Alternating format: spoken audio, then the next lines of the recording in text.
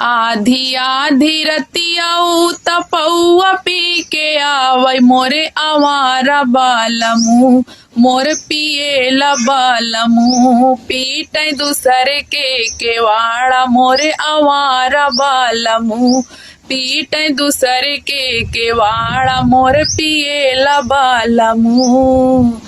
आधी आधी रतिया तपौआ पी के आवै मोरे आवारा बालमू मोर पिएला बालमू पीटे दूसरे के केवाड़ा मोरे आवारा बालमू पीटे दूसरे के केवाड़ा मोर पिएला बालमू।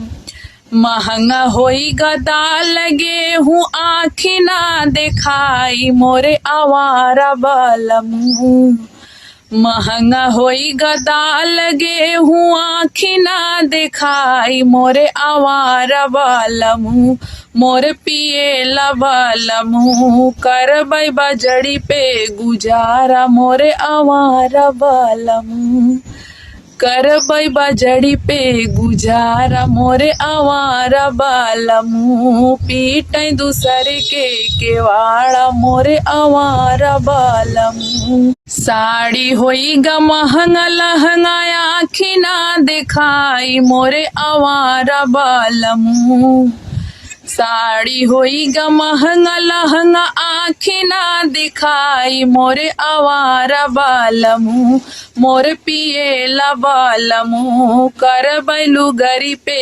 गुजारा मोरे आवारा बालमू करबै लुगरी पे गुजारा मोरे आवारा बालमू पीटे दूसरे के मोहारा मोरे आवारा बालमू पीटे दूसरे के मोहारा मोर पिएला बालमू।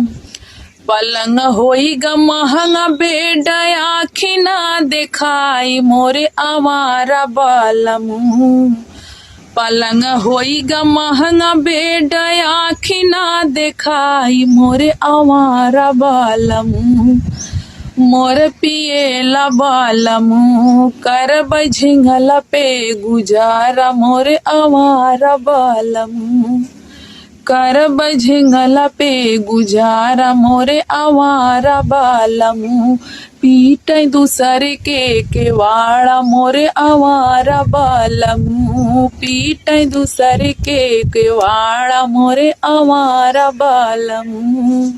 आधी आधी रतिया तपौआ पी के आवै मोरे आवारा बालमू मोर पिएला बालमू झाँकै दूसरे के मोहारा मोरे आवारा बालमू पीटे दूसरे के केवाड़ा मोरे आवारा बालमू पीटे दूसरे के केवाड़ा मोरे आवारा बालमू।